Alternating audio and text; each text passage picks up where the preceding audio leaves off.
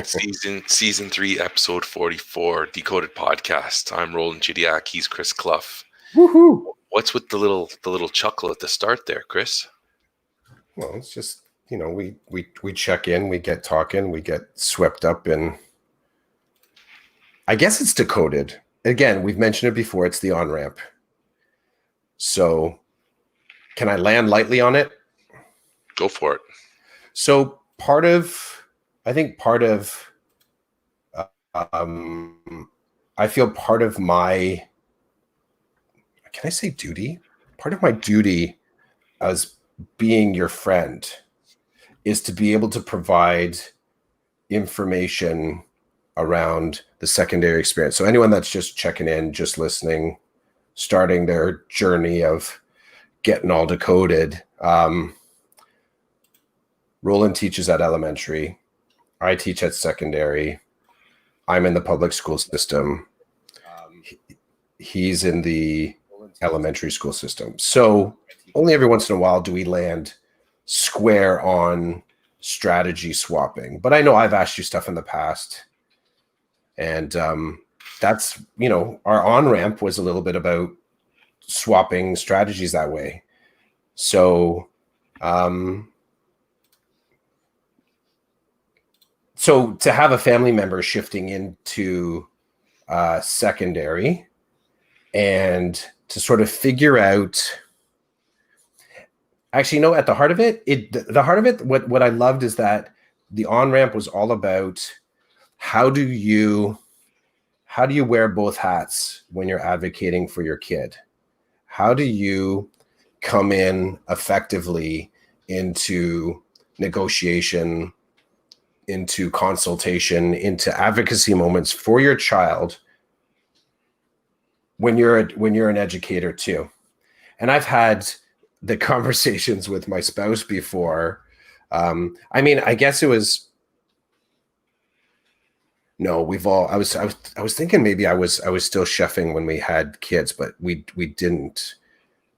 I was just at the tail end, I think, of wrapping up being a cook. But anyways, I know of families that have that conversation around, okay, so who's going to go in and talk to X principal this time, or who's going to go in and talk, to the teacher this time.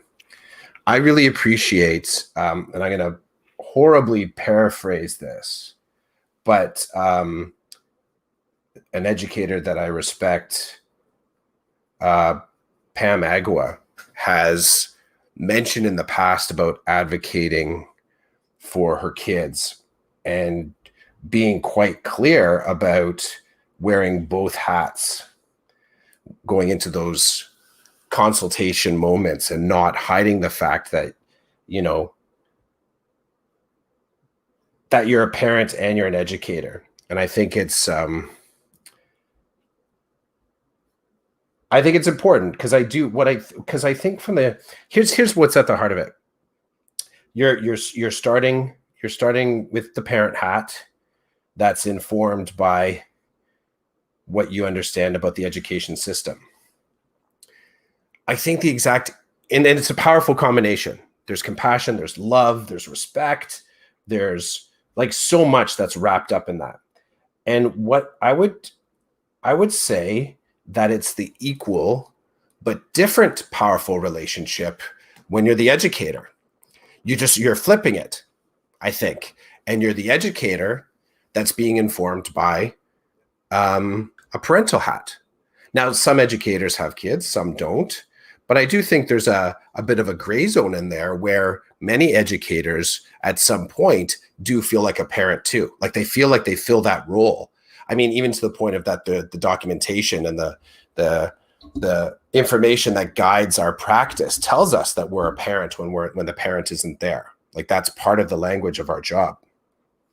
So as the actual parent, but also a teacher, you get to sort of come to these roles of advocacy for your children, these moments. And I would say that the exact counter role is true, that if you're a teacher, but you don't happen to have children, or it's not about your children, it's about the kids in your class, that you're also doing that dual role of teacher and parent. So I appreciate the opportunity to be able to give a little bit of a little bit of information about, what I've observed to be some of, I don't know. Basically, it's my learning of having taught in high school for 14, 15, 16 years now. It's not all of those. I just don't remember right now. 15 years, I guess.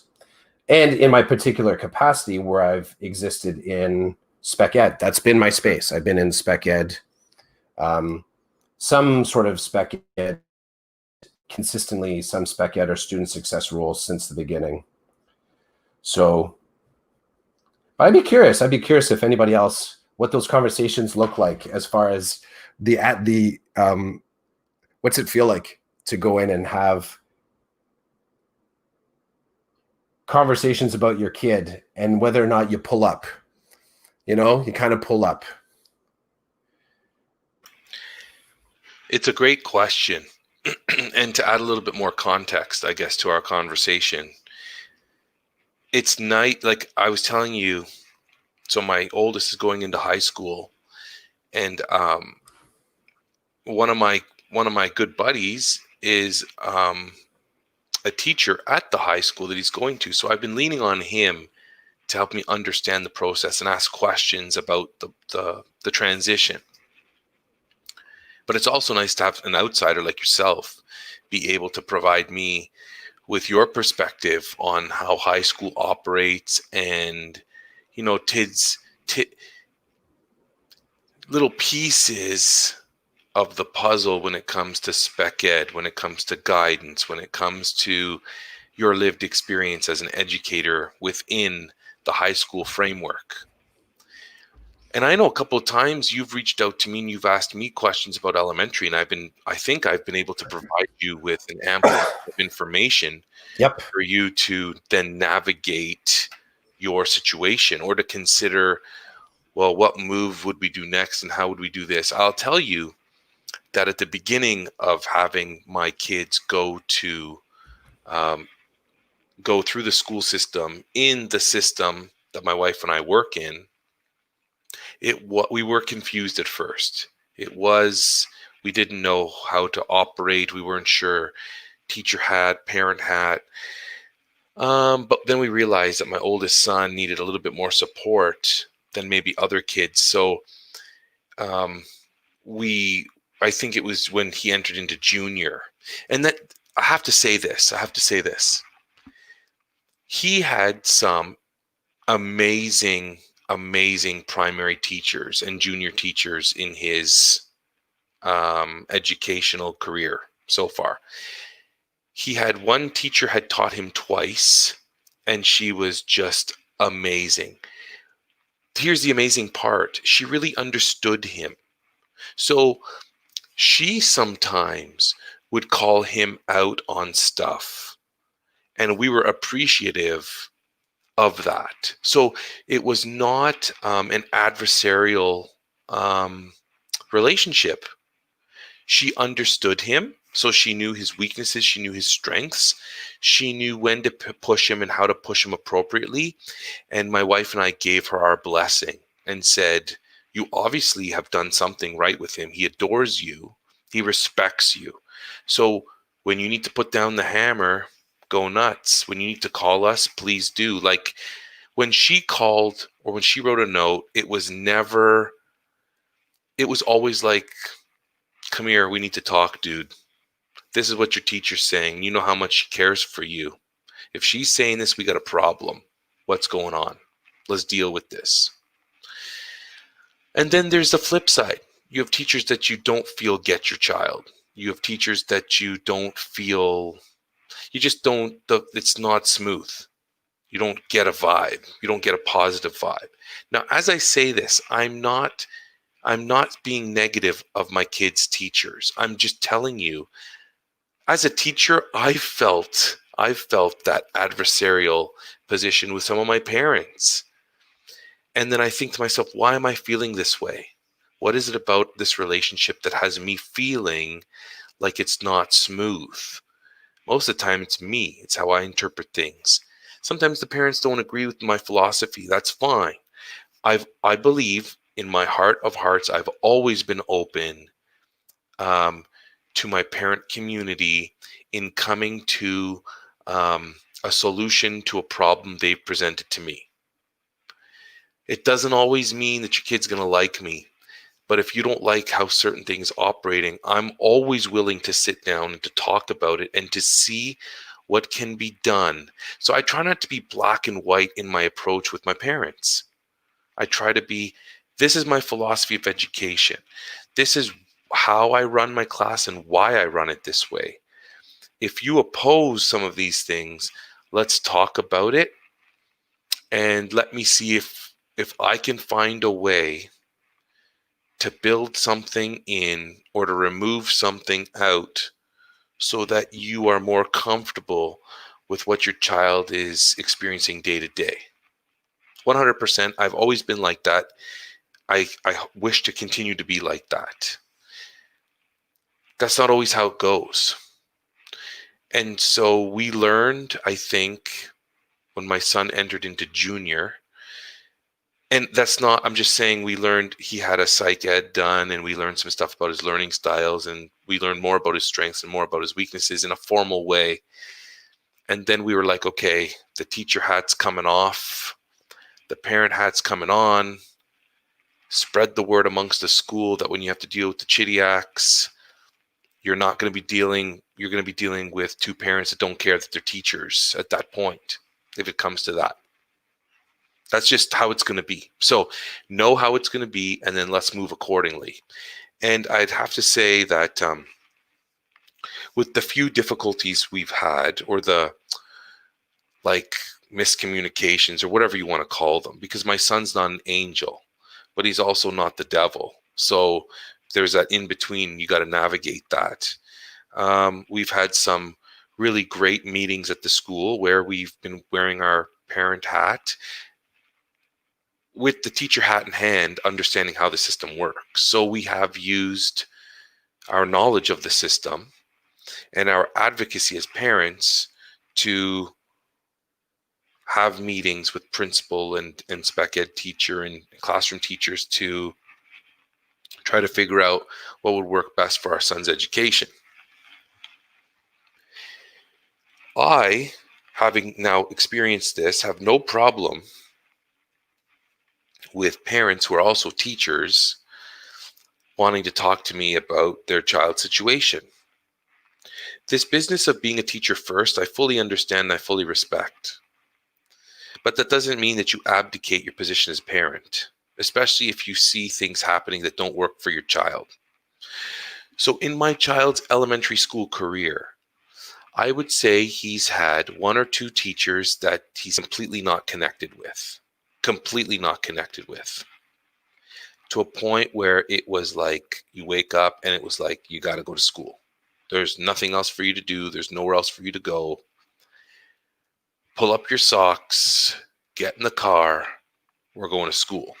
Like that's where the old school Roland kicks in, where my parents, like if I was sick, I got to be sick for one day because my parents couldn't afford to not go to work or whatever.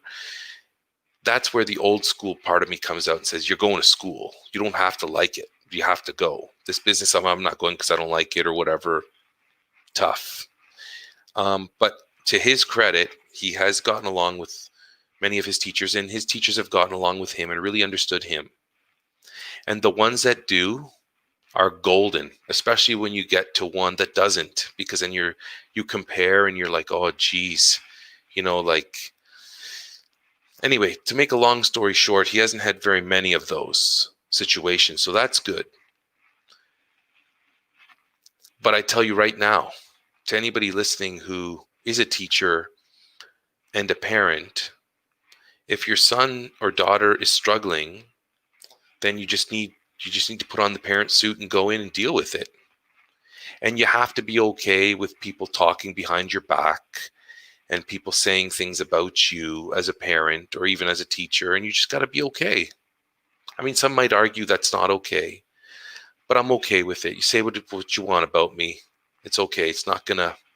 I'm not gonna change how I feel about my child's education and how I feel about what my child should be receiving from school. It's not going to change because you think I'm too hardcore or I'm unrealistic in my expectations. So go ahead and think what you want, because it's not going to shift my actions when it comes to my sons, and their education. And it's funny because I say this to my wife all the time. My wife is like, they don't like us there, right? And I'm like, well, I didn't know that we were going there to be liked. She's like, they probably think that we're like unreasonable, whatever. I'm like, that's fine. They can think that if they want. I said to my wife, is it going to change you advocating for our kids? And she said, no. I said, what does it matter then? And then I've said to her, think of all the teachers that we worked well with, that worked well with us. They didn't have a problem. So you might have one or two people who are like, wow, those Chidiacs are intense. I'm glad I don't teach their kid anymore, or I don't want to teach their kid in the future. There aren't 20 teachers saying that. There's only a couple. And I would guess that that's normal. That's average. Maybe it's not. But what I'm saying is like, not everybody's going to like you. I said to her, we've had teachers who have taught our children, and we've been hands off because there was no reason to be hands on. There was no reason for us to call the teacher and say, hey, this is kind of like, we don't understand where this is coming from. Can you explain it to us? Or there have been times actually where we've written in agendas and said, we didn't do this homework because we felt that as a family we did enough school stuff, and then we spent the rest of the night doing family stuff. Or one of them had a hockey practice, so we balanced our night. He did his physical activity, he did some schoolwork, we ate together, and then we went to bed. Like, we don't have a problem doing that. And I don't think anybody should. If I send something home to be done with my students and I get a note back the next day saying we didn't do it because Jimmy had baseball and we decided we wanted to go and eat together, and by the time we got home, there was just no time for that, that's fine. So I will pivot. The parents have told me what they value and what they don't value. That's fine. Like, I think I'm at that point in my career where it's okay, Jimmy didn't do it or Jenny didn't do her work. That's one of the reasons why I'm not a big fan of homework.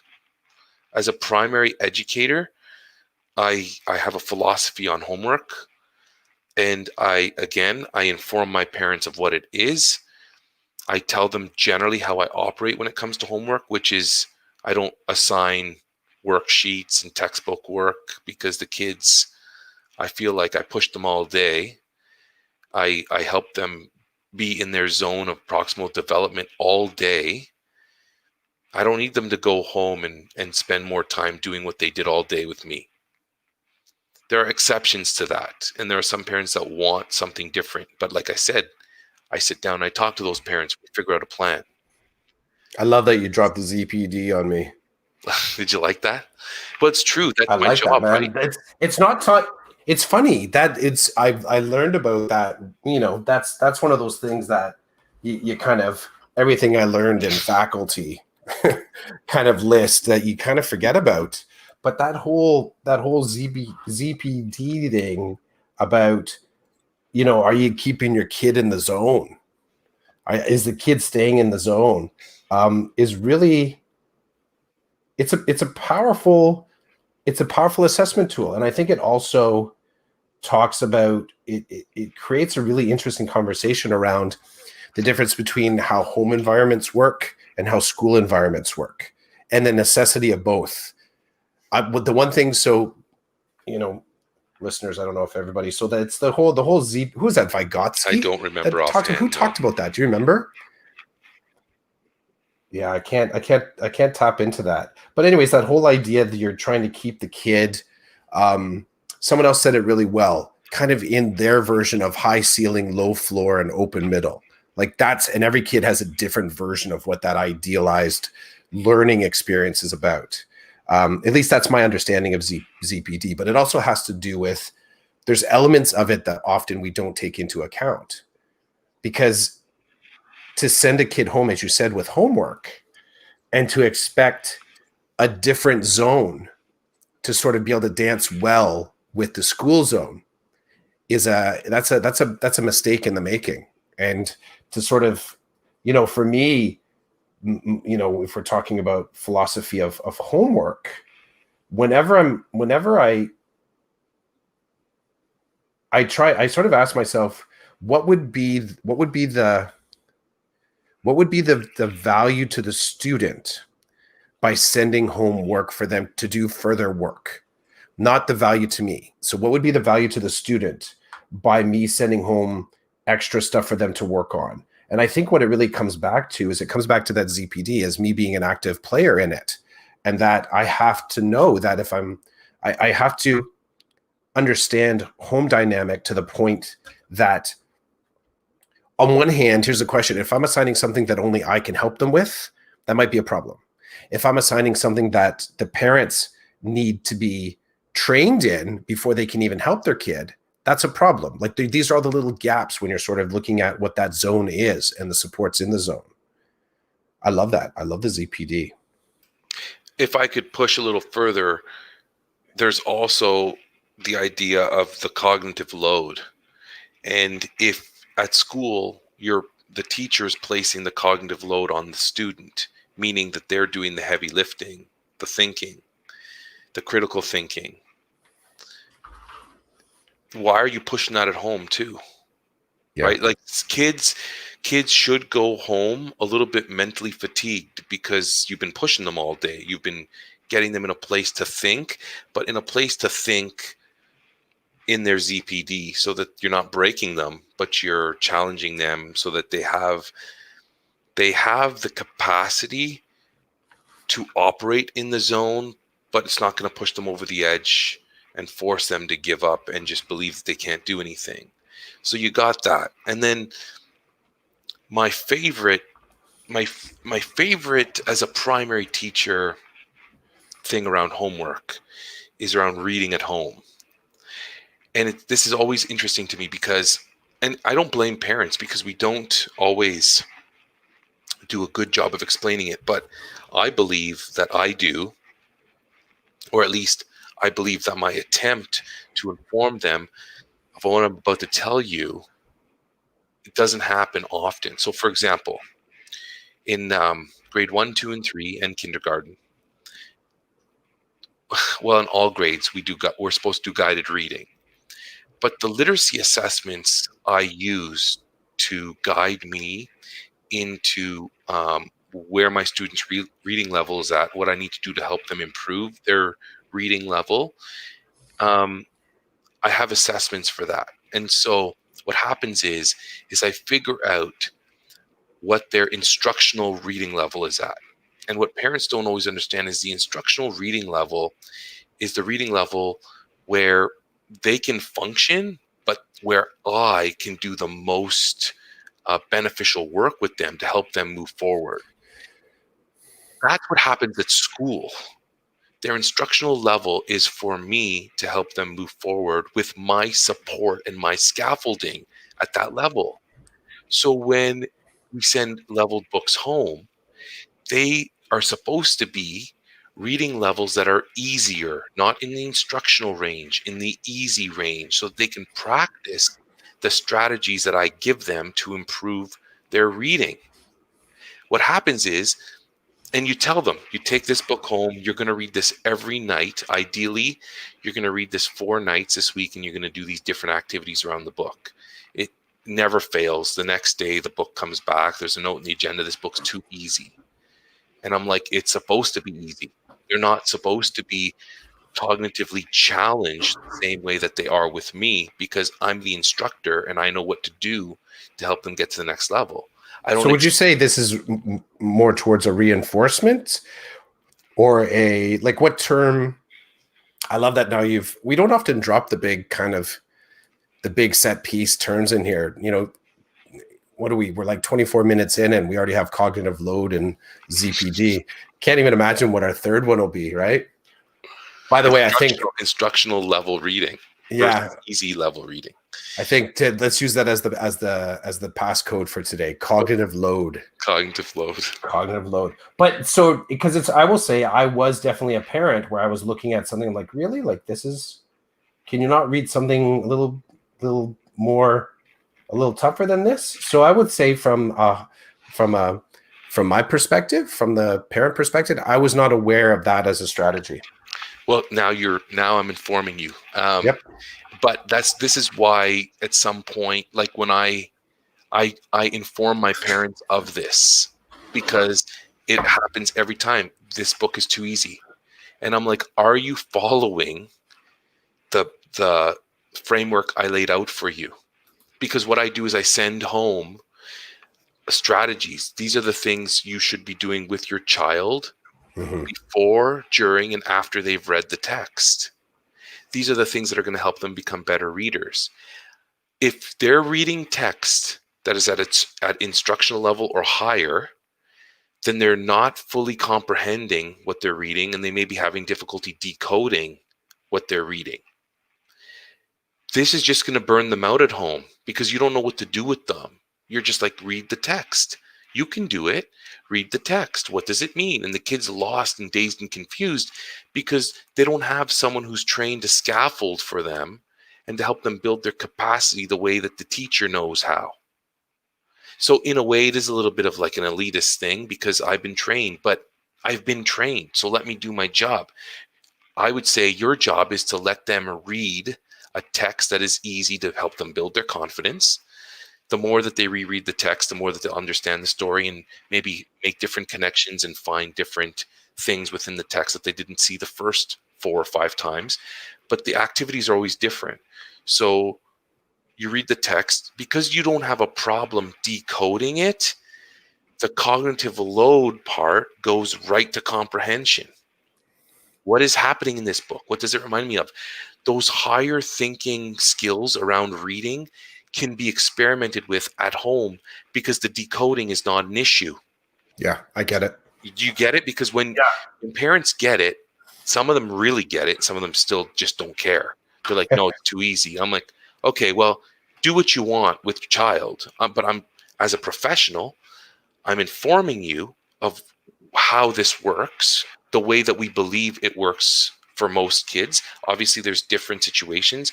There are some kids who are in my who start my grade 3 class and they've maxed out the reading levels. They're right at the top level. So with them, then there's a whole other plan. With them, then you can start to dive into like novel studies and because decoding is not an issue, you look at their comprehension and you try to figure out, okay, what can we do here to challenge this student? And usually it's higher order questioning and thinking activities to get their juices flowing, right? That's a whole different ball game. But if you're talking about like middle of the road kid, you're not, if they're a level 24 instructional, then I would say a good reading level for home is level like 19 to 21, depending on the kid. And it reminds me of like physiotherapy. And I can remember when, and I don't know, I got a tweet from a colleague, and I'll just say, hey, Pam, if you're listening, hello. But it reminds me, only because the story came to mind as soon as that tweet came in, because she was there in this time. So when I broke my shoulder, I had to go for a physio. And I can remember, I mean, I've gone for physio a couple times on this same shoulder, my left shoulder, because of, what's that called? I tore, it's like the radial muscles in my arm. What's that called? Rotor cuff. I had two different rotor cuff injuries, sort of tearing the muscles around here. But I can remember when I went in, I broke the shoulder because there was scar tissue buildup in there. Initially, I'm kind of on a table and the physiotherapist is just digging in with the thumbs and sort of working into the joint and feeling for scar tissue. And it was hard. There was rigor there. Like I was, kind of getting tears, and then I'm okay. Like, keep going. Like if you're feeling stuff, like I'm trusting in the process, right? I'm trusting in this individual and assessing my shoulder.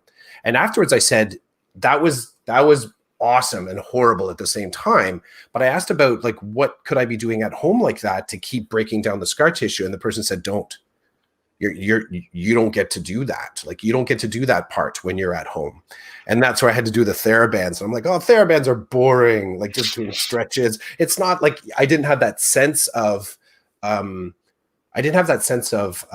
activity and completion, and sort of that sense of that work is actually being done. There was a high, like that, the pain response from the physiotherapist working the thumbs into the joint was a very clear indicator that work was being done sometimes it's like, really, is this necessary? But I will tell you afterwards, my range of motion was better. Was it sore a little bit? Yeah, but range of motion was better. So, this whole the concept of cognitive load and going right to cognitive load and comprehension and what you're able to access on the other side and what you should be practicing, it reminds me of that frame from physiotherapy, because the specialist basically said, no, this isn't for you to do at home. You don't do at home how you and I do here. What you're going to go home instead is you're going to stretch these boring bands. But that's the easier element of increasing your range of motion and making your confidence to your increase into your range of motion accessible to you. And I don't think I now understand more about what you're talking about, because I can connect it with that story, that lived experience. But I totally get it. And I will say flat out, I've said to, I have one child that very much will just read whatever's left lying around. I'll find them reading it. And then my other child is more selective. And both of them do enjoy reading, and if left to their own devices, reading would be a part of their kind of hobby time. But for both of them, I did have moments where I'd be looking at what was sent home. I'm like, really? Like that's, and then I would have to be honest, from a parent point of view too, I felt like I really got almost not upset. Upset's not the right word, but I think I was frustrated. I invalued the numbers on those books in a way that was very not parental. And it almost struck me like it would be cool. It would have been cooler for me if the books that were sent home were just known levels, but I couldn't see the number on it. Because that became a highly evaluative and a concrete assessment tool for my children, which I think probably because of my teacher's hat, it became too much of the focus. Oh my God, like level 18, you should be at level 19. Oh, you're level 19, going online. Level should a grade 3 student be at? What should you do? It gave me a bit of information. It's like going to medbroadcast.com when you have a sore back and you come away from the conversation somehow thinking you've got toe cancer, right? Like it just became cataclysmic to me in a lot of ways. But it was interesting, those numbers. I felt really a weird sense of competition. And I think it really drew me further and further away from understanding my own child. Because again, that type of reading was giving me information about my kid that I didn't know was accurate, but I believed in. Dude, it's I feel for you. Like if I wasn't a primary school teacher, I probably would not understand this as well as I do. And I actually really enjoy that part of my job. Like I love working with my students and reading to help them improve their reading and to really love reading. Because as you know, my background in reading is weak, right? I didn't really like it. I didn't do it often. Even now as an adult, it's like I'm finding a joy in it now. And I'm 43 years old, right? So it's like what the things you're saying really hit home to me as an educator. And whether I'm doing kids a disservice or not, sometimes this last year we started a home reading program at my school, and so there was weekly check-ins with me to return a book and get a new book and to talk about what happened at home. And a couple of the kids who you're familiar with in terms of like you've heard me talk about some of my students and the intricacies of them and who they are and whatever. And I've had some students say to me they're newcomers, and theoretically I shouldn't even be doing some of these assessments with them based on their ESL level that they've shown where they're at in the ESL spectrum. But I'm like, whatever. You want to take a book home and play with it? I'm okay with that. I'm not using it for evaluative purposes, so it's not gonna. We're trying to do no harm. And they've shown me an interest. And this one kid said to me, I don't want to take home a level 4 book. It's boring. Like, he pulled out the bin. He's like, look at all these level 4 books. Like, they're boring. I'm like, okay, look through the books and tell me what you like. So here I was totally like, I could have done a couple of things. I could have crushed him and saying, no, you're new to the country. You don't speak English very well. You can't read very well. I'm helping build your capacity. I'm telling you, if I would have done that with this kid, he would have been like, I'm out. I'm done. I'm not doing this. And then it just would have all been about compliance. I don't want to be about that. I want him to say in 10 years, Chidiac was cool when he let me take that level 25 book that I didn't understand, but it had a lot of cool pictures and I felt really good about taking that book home for a week. And that's what happened. He found like a higher level book that was interesting to him. It was about spiders or something. And he's like, this is cool. Like there's a bunch of different spiders in this book and I want to take it home. I said, okay, you can take it home. Like I was like, why am I fighting? And then how does it fit with the way we do school? What am I breaking in this student by following the way things are mapped out in school? Like I was really opening my eyes. I'm going to use the word racism. I don't mean it as strong as it is in this context, but I was looking at the system I work within. I was thinking, if I just follow the way the system is, I could damage this person because of the context. From another country, kind of living in poverty, not having information, not having any privilege. Like this kid had more stacked against him than he had stacked for him. So if I could stack something his way by letting him take home a text that he has really no business, like in an educational setting, to deal with, what am I building there? And what I was building was a relationship with me. I was also showing him that, like, I'm not going to use it against you. You want a cool book, that's fine, take it home. And and then the next week he came back and he said it was really fun. He was telling me about it and he was telling me it's really cool. He pick a word and I'm like, I'm not sure how to say this, but this is how I would say it. And I'm like, so he'd tell me. So he was really engaged with the text and with the vocabulary, even though theoretically it was way out of his ballpark. He was showing me that he was interested in reading and the topic of the book. And then he went back to his level 4s and 5s. Like he's like, thanks, I did it. It was hard. It was fun. I think it was more of, is this dude going to let me do this? Or is he going to stand up against me? Is he going to put a barrier in front of me? I said, I'm not going to put a barrier in front of you. If you want to take home a level whatever book, go nuts, have fun. You know the drill. Next week, you're going to sit down with me. We're going to talk about it. You're going to tell me about it. And then he's like, that was cool. I'm going to go back and get like a level 4 book now. And I'm like, okay, like I didn't push him one way or the other. It's those moments that there are those moments.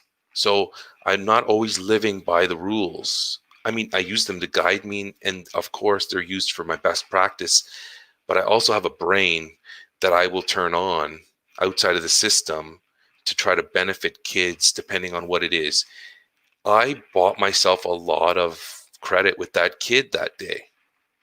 A lot of credit that then I leaned on later with this remote learning stuff. I leaned on it. I had to. And one day I hope he says, like, that was a cool moment that my teacher and the other thing too, the kids, some of them just don't like that they're getting leveled books. And I don't know how many times I would bring the kids together and say to them, listen to me. You're all different humans. You're not all going to be on the same page at the same time. And if I hear you making fun of somebody for reading lower or reading higher, well, then you're going to feel my wrath, because that's not what we do here. We don't insult people or make fun of them based on their reading level. And, I would counter that by saying, when you go to the library, I let you pick whatever you want. I don't go by reading level. I'm like, I wear different hats as your teacher. This hat here, home reading, is about helping you improve your reading levels, helping you improve your reading, your decoding, your comprehension, your fluency. So I got to wear a tight hat here. But when you want to borrow a book from my class library, or you want to grab something for self-selected reading that you have no business looking at, I wear the loose hat. I let you explore the text. You need to justify to me. If I see you in a corner, I say, come here, what are you reading? What strategies are you using? And you can't answer any of my teacher questions. well, then we got a big problem, because at the end of the day, I'm still your teacher. You're still my student. We're in school. But if you're off in a corner, they love the Guinness Book of World Records, eh? And I've got a bunch of them. They love them. I'll be like, come here, and what's going on? Well, I'm looking at this really cool picture. I'm trying to read the words. I don't get it. What strategy are you using? Well, I'm trying to break it down. I used phonics. Like, they start sharing with me the things I've taught them along the way. I'm like, awesome. What are you going to do next? Well, I know so-and-so is a really good reader. So I'm going to go over to him and I'm going to be like, you need to tell me how to figure this out because I need to know what it says. I'm like, that's cool. You're going to find a buddy to help you. Go nuts. Like, do it. In those moments, they understand what I'm letting them do. But then they also understand then when we're doing hardcore guided reading, home reading stuff, they get why it's more hardcore. So again, I think it's a thread in my life. If you're willing to work with me and let me work with you, it's not always going to be black and white. There's going to be some gray. There's going to be some negotiation. And there has to be some kind of mutual respect. When that exists, I'm open to anything. Really, I am. When that doesn't exist, then I rely heavily on the framework that's given to me to operate. And I will not deviate because I know that the deviation is causing more problems than good. And sometimes the deviation is needed to have more good than trouble. I love one of the things you said in there rings so true to kind of a personal pillar of, who I see myself as a teacher. It's sort of realizing that in the continuum of supporting system goals and student goals, that further support of the system goals is causing pain to the student or irritation to the student, or is actually creating a barrier for the student. And I think it's a really powerful question when we're sort of in our advocacy frame, is that how centered in student success can we be if we're blindly using system tools only to help the kid? I think that's a bit of a controversial place to sit in, because there will be individuals that will say, but we only have the system tools. Like that's what we've got. So let's make the best of it. And I think in order to get to that space, and I don't think you can get to that space of, am I actually in my attempt to help this kid out, am I actually kind of holding too closely to what the system says I should do in order to help this kid move ahead? Or do I need to sort of start a different conversation? And a really simplified version is what you're sort of saying, is that the system would suggest that the leveled reading, you stay in your level so that assessment can occur. But one of the things that, I think we still kind of struggle with is, well, how do we assess wellness as it sort of parallels learning? How do we assess wellness? And if a kid is actually happy reading a book that's so beyond their level, they're happy to exist in that book, to look at the pictures, to appreciate the color, to sort of like point out the font, to make whatever connections they're making, even if they can't articulate it. But you see the kids sitting there with a smile on their face and visibly engaged with the pages. So they're sort of going through some of the gymnastics of examining a book, which is, I guess the key would be that they're holding it, it's in front of them, their gaze is falling on it if they happen to be reading it with their eyes, or their hands are going across the page, touching it, so they're engaging in a physical sense. Like all of this is, they're I'll say it, and I'll go back to the leveled, my kids bringing home leveled books. I never really got any assessment data that said something like, okay, your kid's at level 10, but they keep going over to the level 20 stack. And I'm grabbing here. I don't even know if 10s and 20s would exist in the same space, but I'm just trying to give some dissonance here. They're at a 10, but they keep going over to the level 20 stack. And then I guess at the time, I just wasn't savvy enough to sort of consider, well, what was compelling them to go to the 20? And it's not a compliance thing. Is the 20 is actually closer to their seat? Are the 20s, excuse me, the picture is way better? Are the content areas in the 20s just more exciting looking? Are there more soft covers as opposed to hard covers? Like what's the actual data here that's drawing them, like the bigger picture? Because I think those kind of fall into the wellness category, as in there's something about these books that make my kid feel good, or if makes them feel like they want to touch them, grab them. And I think in order to sort of push back on the system, it's to sort of say, okay, I get it that that sort of like directed reading is important because it gives us a way to speak a common tongue about a child's progress. I also just like the idea that there's an open field to just go and grab something to read, really just to go and grab something to read. And I will say that I wasted a lot of time one particular school year with my son getting swept up in the levels on the books. And like I said, mentioned it before, I think I would have appreciated that the books being sent home, being told that these are the books that are of interest to your child right now, and just had the books that were leveled stay in the classroom. Much like the physiotherapist, the technical stuff can stay there. That makes sense to be assessed and managed by the professional, the individual that has the assessment tools to see the growth in that space. This growth that I want to see is that my kid is willing to pick up one of the books out of their backpack and go and sit out on the lawn and just kind of look at the pictures under the tree. Like that's the growth that I want to see at home as the parent. But I don't think I had that. I didn't have that. I didn't engage with that opportunity when my kids were going. I'm fortunate that both my kids are willing to read. One of them particularly loves reading, but they both are willing to read, and they both recognize the power of being able to decode words on a page. They both appreciate that. But my son in particular, I spend a lot of time getting swept up in what does that number mean, and why aren't you meeting that why aren't you meeting that level that I just Googled? Interesting. It can cause a lot of problems. Mm-hmm. It can cause a lot of problems. I've seen that. A lot of sadness, a lot of like, I won't say art, like low level aggression in the house. Because the kid, because I'll just say, because the kid's not equipped, the kid's going to get upset. Kids are going to get upset. They're going to show their upset in, let's say in very sort of like explicit ways. They're going to cry. They're going to kind of just shut down. And then you kind of think like, why am I engaging? Why did I move the system into the house? Why did I bring the system? Why did I believe the system more than what's right in front of me, my child's interest? Why is it, right? So that's my bad. But I know more now. But at the time like I said, I was competitive. And competitive in a deficit way. So competitive as in I want you to be in this space, but then also starting to think of like, oh my gosh, if you don't get to this, and then you insert something catastrophic that'll happen.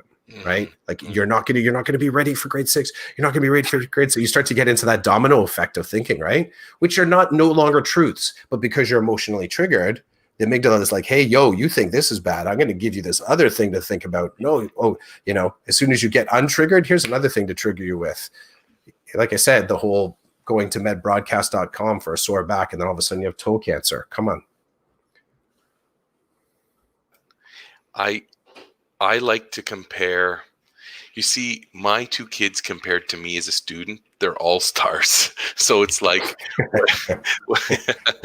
whatever comes home, report card or like reading level book, it's just like my two boys, like they can't compare to me. But when we compare them to my wife, it's a problem because my wife did well in school, right? And my wife always did well in school. So it's like, it's interesting, even between her and I, it's like, they'll be fine. They're already like 10 years ahead of where I was, kind of thing. That's why I laugh when you say that. But when you That's good perspective, though. That is good perspective to be able to say that, right? Like, I think that's important. I think that's really important.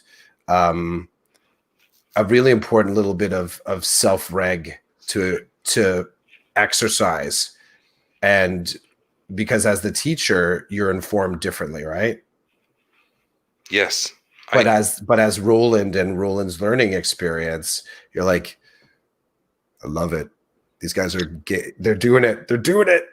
I just think like one day they'll get fired up about something, and then it'll come easier, or it'll just be different.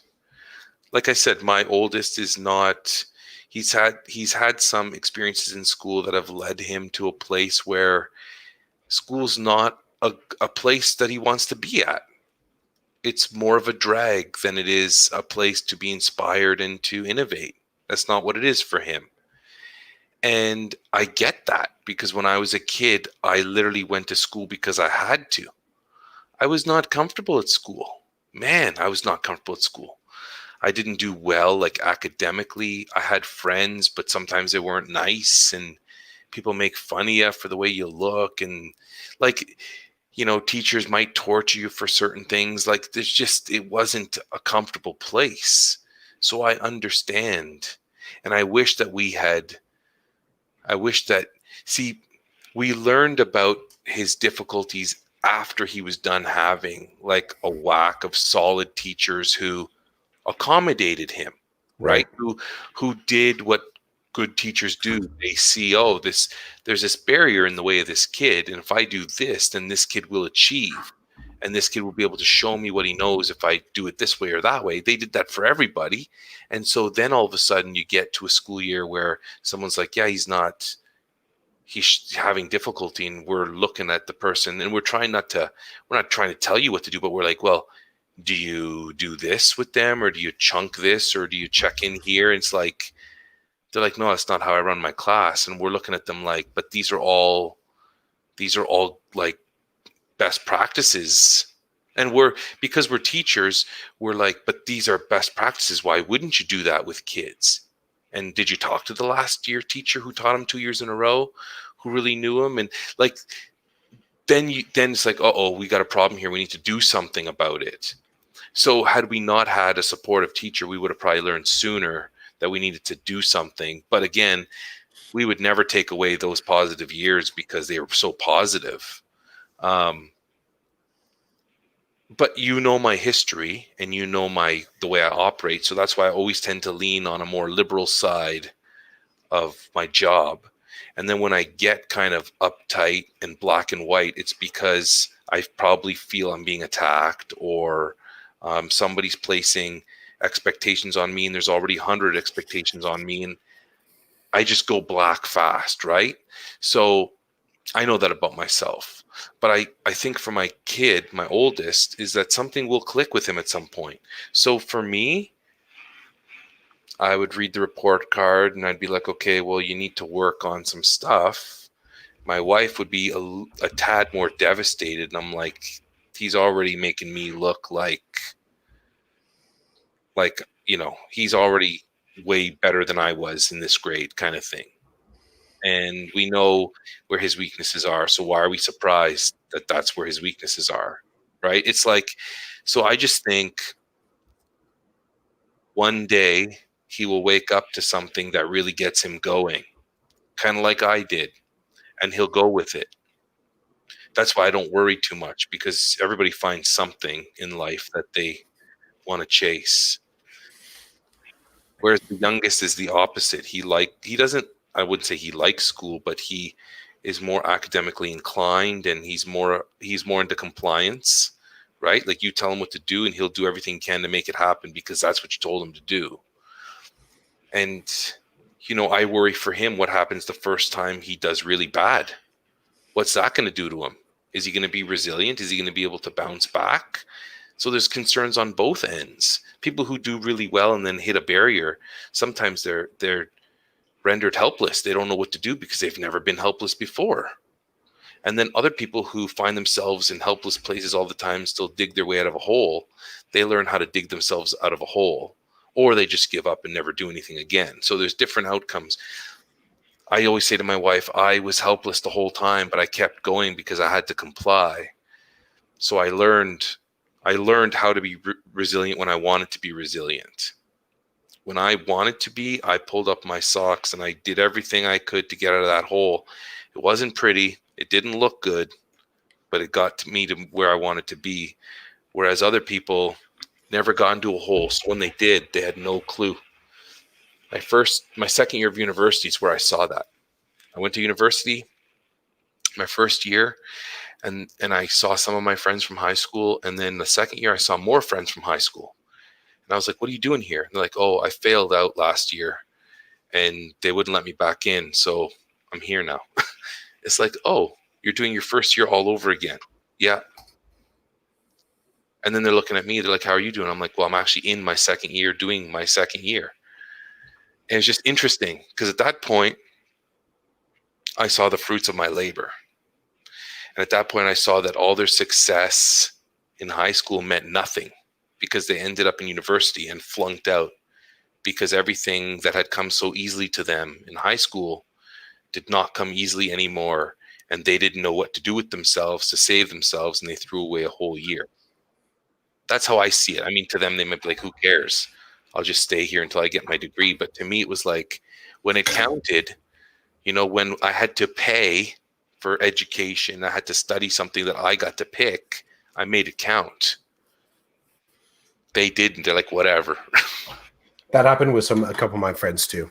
They, it's funny. I don't know if they, I mean, one in particular, I know only because they shared stories with me after the fact about the amount of work that their parents did to support their work. Like they admitted that, a parent did their science projects. So, and this was just at the time I was thinking to myself, man, they're just so smart and they're constantly nailing it.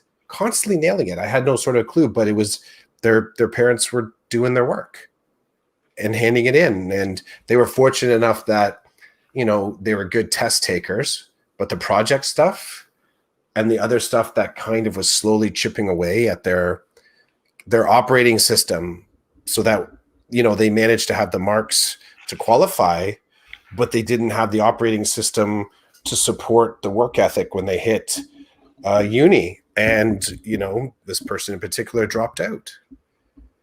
There was other complications, but as far as being able to manage the work, that was a big part of it. Multiple failures. And then the request, maybe this isn't the place for you. Dude, you don't know how many times I'd be sitting in like grade 13 physics or chemistry, just dying to try to understand what was happening. And there'd be a kid next to me having a discussion with the teacher about not doing any of the homework. And they're like, well, it's only worth 10%. And on my tests and all the stuff that you want me to do here, I'm sitting at like an 86%. I'm good with 86. And if I did my homework, it'd be a 96. So I'm not gonna waste my time doing homework. I got an 86. And the prof would be like, not the prof, the teacher would be like, your homework's not even gonna be hard, so why won't you do it? And the kid's like, it's all easy to me. I'm not going to waste my time on the homework. I don't need to do it. I don't need the 10%. And then they tell the teacher this. So I'm sitting there dying. And they're like, and, I could start doing the homework, in 2 weeks from now, and I could still get half of the 10% and still get into the 90s. And I'm laughing. And I'm dying at I'm trying to get a 70, right? Like I'm literally like, I was the guy with I was sitting with the girls who understood. I'm like, okay, explain this one to me again. Like, okay. And they, so in this classroom, this teacher's sitting there, he's assigned all this work. And there are kids sitting there saying, I don't need to do this. I'm sitting at an 86. And if I really wanted to hit 90, I could, but I don't need to. So I'm just sitting at an 86. And then I'm dying in a corner trying to do this stuff while people are with me because I know I'm not going to understand when I'm at home by myself. There were people like that. And then that didn't work in university or college or whatever. Everybody's how they are. And I try to bring that to my classroom. That's all I can do. Would you mind showing us what you drew today? If you did draw anything? The ... Like the text, the 3 dots in the text. What led to that? I don't know, transition. We're just kind of in a moment of waiting. It reminds me of the old, do you remember back on the old VIC 20, Commodore 64 days, Amiga? Do you ever use those old computer systems? No. There's some old school peeps on here that definitely they're jiving with what I'm talking about. But basically when you would load a program, when you would go to load a program onto the computer, you would get loading, and then after that you'd get verifying. So and it would actually say it on the screen. But that's kind of old school. But I feel in some ways the 3 ... is kind of like the updated version of that. That something's going on there. Something's going on in the background, but you really don't know what. So it's funny that you. I remember like a year ago or two, someone had created, or someone was using the GIF of those 3 things to play pranks on other people.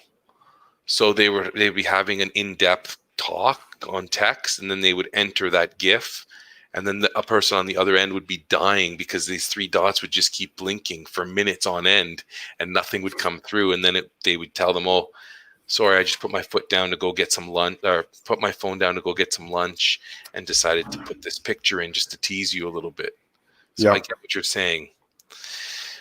Thanks again for a great chat today. It's good to wrap our head around some of this stuff. So code word is cognitive load.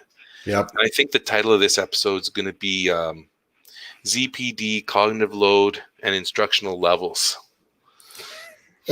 You're gonna have to text that to me. I'll never remember all my cognitive load right now is I have zone of proximal distraction right now. Here I'll throw you. I'll update you, but here's a modern learning moment. So when I get off this, I gotta go check in with the fam, and then I'm going to hang out with my mom. And my mom wants to get a cell phone. She wants to get a device, and talk about. I'll come back to you and I'll share with you what ZPD looks like when your mother is the student. Is she just getting a new phone, or is she getting a whole new plan with a phone? She has never had a tablet phone before. Her last phone was a Cricket, like a flip phone, big numbers on it, like very much old school phone. Yeah. So she hasn't had one in a year or so, but she's interested. And I kind of do the check-in 3 times thing. And I do the same thing with my son on decisions. I'll check in with them 3 times to see if their thinking is still the same. But I've checked in 3 times now, and she's still interested in getting a tablet phone. And I've told her, I said, the downside to it is I said, I'm going to recommend an iPhone only because it's a lot easier for me to troubleshoot at a distance. Like there's less variation in what an iPhone looks like and can do than, let's say, if you're going Android, right? Like there's a lot of different looks, different companies that are making those. You get to choose, but I've kind of told her, you're in for around $700, let's say, like just if you want to buy it. She's like, oh, I want to buy it outright, because she understands like the whole cost of it. Because I said, basically, you buy it outright, you can sell it and walk away from your plan. I said, you take a little bit of a discount or a $0 phone, then you're stuck in a plan for 2 years ish, or 1 year, whatever the law is now. So,